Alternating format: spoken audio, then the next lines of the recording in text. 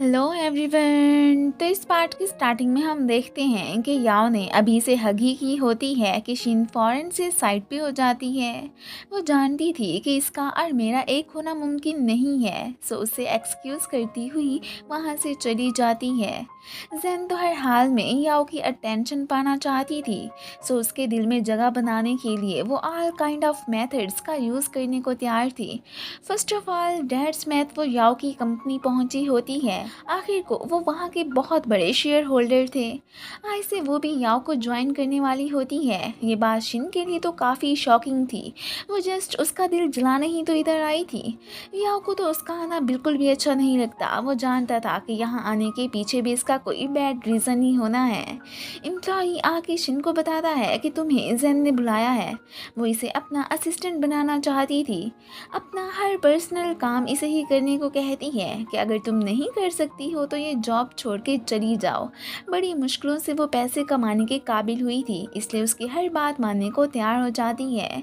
वो तो इस बेचारी को वर्क करवा करवा के बहुत ही टॉर्चर करती है।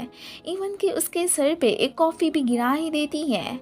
याओ जो कि ये सब कुछ देख चुका था, उसे काफ़ी बुरा लगता है कि जेन को शिन के साथ ऐसा नहीं करना चाहिए था। घर पे डैड शिन से जेन को लेके बात कर ही रहे होते हैं कि मॉम ये देख के जेलस फील करने लगी थी। उन्हें लग रहा था कि उनके हस्बैंड इस यंग लड़की के चाम में आ चुके हैं, जो कि ऑब्वियसली गलत था। खुद से तो शिन हर काम जेन का वक्त पे करती है कि कहीं वो मुझसे नाराज़ हो कि मेरी मॉम को भी ना कुछ कह दे। वो खुद की तरह मॉम को हर्ट नहीं देख सकती थी। यूं ही इसके लिए परेशान थी कि तुम ऐसे ही अगर जेन के काम करती रही तो एंड पे सेल्स रिपोर्ट ना बनाने पर तुम्हें ऑटोमेटिकली जॉब से भी रिज़ाइन करना पड़ेगा। ये बात तो याओ भी अच्छे से जानता था, उसने खुद ही तो ये रूल बनाया था। याओ को अब शिन की टेंशन होने लगती है। यूई अब जैन की बात करने यू के पास जाती है कि तुम ही अपनी बहन को कुछ समझाओ, वो शिन पे बहुत ज़्यादा बर्डन डाल रही है। इनकी बातें तो जैन ने सुन ली थी। वो गुस्सा होके यूई को थप्पड़ मार देती है। सभी इकट्ठे हो चुके थे, वो भी बर्दाश्त नहीं करती, अपना पूरा इससे बदला लेती है। बाद में अपनी सिस्टर के बिहाफ पे वो उससे अपोलोजाइज़ करने आता है। वो तो अब खुशी हो गई थी कि चलो थप्पड़ लगने की वजह से इसे मेरी कुछ तो फिक्र हुई, मतलब मेरा थप्पड़ ज़ाया नहीं गया। जैन का दिल अभी नहीं भरा था। वो तो इन दोनों कज़नों को ऑफिस से धक्के मार के निकलवाने लगती है।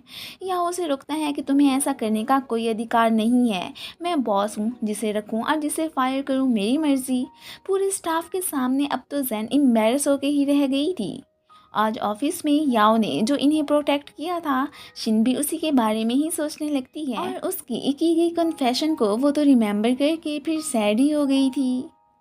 चापलूस जुन को पता चलता है कि याओ शिन के लिए कोई रिपोर्ट तैयार कर रहा है, तो उसे मौका मिल जाता है कि ये बात तो मैं ज़रूर जैन की फैमिली को बताऊंगा, बड़ा मज़ा आएगा।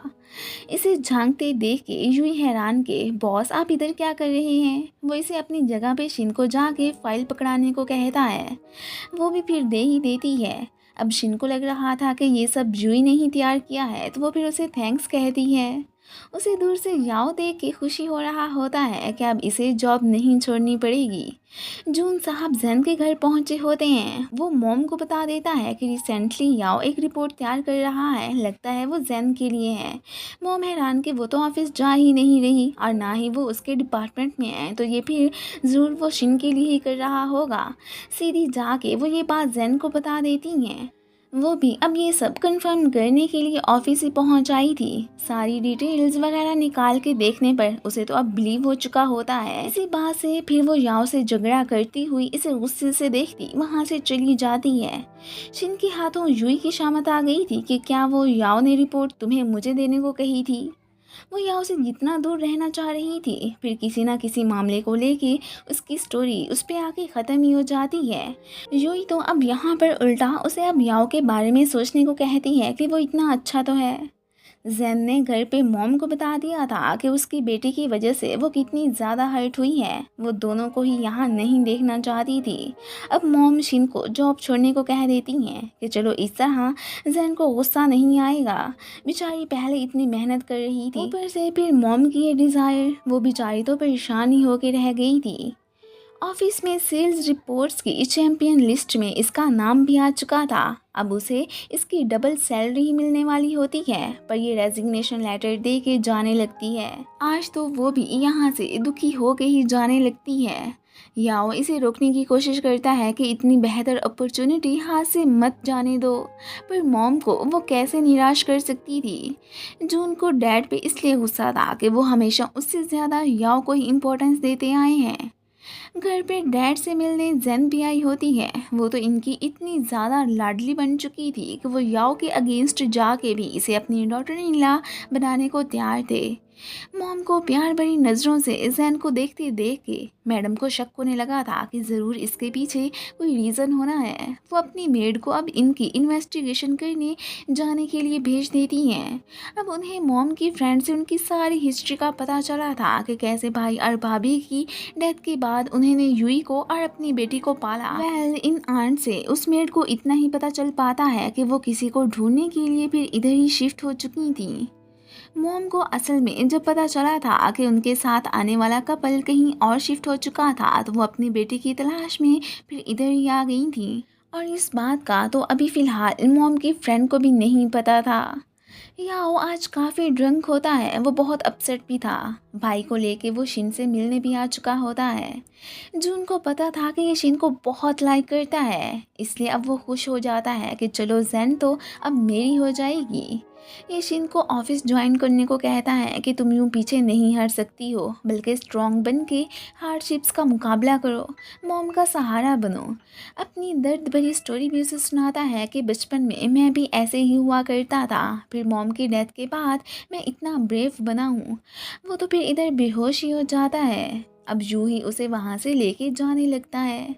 मेड को जितनी इन्फॉर्मेशन मिली थी वो मैडम को आके बता देती है। वो भी परेशान कि आखिर वो किसे ढूंढने यहाँ आई होंगी, और उनकी बेटी और मेरी बेटी की तो पैदाइश भी एक ही दिन हुई थी। डैड ने मॉम से शिन की बात कर ली थी कि उसे दोबारा से ऑफिस ज्वाइन करवाओ। मेरी बेटी की वजह से तुम उसे टॉर्चर नहीं कर सकती हो, उसमें उस बेचारी का क्या कसूर है। उसने पहले ही काम पे जाने का फैसला कर लिया था, इसलिए मॉम की इजाज़त मिलते ही वो तो बहुत ही खुश हो जाती है। अब वो जो शिन का मैसेज पढ़ता है तो एकदम बहुत ही खुश हो के ऑफिस जाने लगा था। शिन भी बहुत हैप्पी होती है। सभी को वो तो बाकायदा मील भी खिलाती है। ऑफिस में एक एम्प्लॉय जब इन्हें साथ में देखता है, हालांकि इसे देखते ही शिन तो फिर वहाँ से चली गई थी, पर वो जैन को बता देता है कि याओ और एक एम्प्लॉय साथ में है। वो तो गुस्सा करती हुई उसके पास जाने लगती है, पर आगे से शिन तो उधर बैठी ही नहीं थी। वो अब याओ के पास जाके उसे साफ कह देती है कि अगर तुम मेरे नहीं हो सकते हो तो किसी को भी मैं तुम्हारा नहीं होने दूंगी, और उससे नाराज़ होकर वहाँ से चली जाती है। वो उसे बिल्कुल भी नहीं खोना चाहती थी। शिन को यू ने रात को होने वाली एक पार्टी में इनवाइट किया था कि वहाँ पर सभी आएंगे। वो तो फिर आगे से एक्सक्यूज़ कर लेती है, तो यूई जाने को रेडी हो गई थी।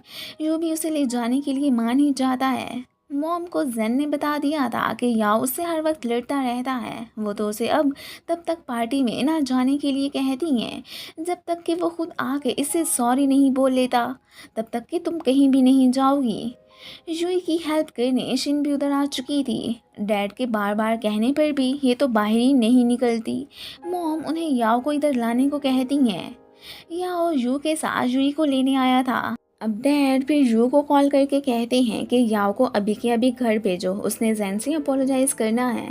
पर वो तो बिल्कुल भी वहाँ नहीं जाने वाला था। अब पार्टी में जाने के लिए उन्हें हर हाल में एक पार्टनर की ही तलाश थी। सो यू यहाँ पर शिन से याओ का पार्टनर बनने को कहता है कि प्लीज़ अब तुम इनकार मत करना, हमें तुम्हारी बहुत ही ज़रूरत है। आखिरकार वो भी फिर मान ही जाती है। जब वो रेडी होके आती है तो इतनी ज़्यादा प्यारी लग रही थी कि सभी उसे देखते ही रह जाते हैं। याओ तो यहाँ पर जल्दी से उसके शोल्डर पे अपना कोट ही रख देता है। सभी लोग फिर वहाँ से जाने लगे थे। जैन को उधर गलत फहमी के बस अभी याओ आके मुझे मनाएगा और फिर हम दोनों मिल के पार्टी में जाएंगे। और इसी के साथ ही ये पार्ट ख़त्म हो जाता है। Thanks for watching.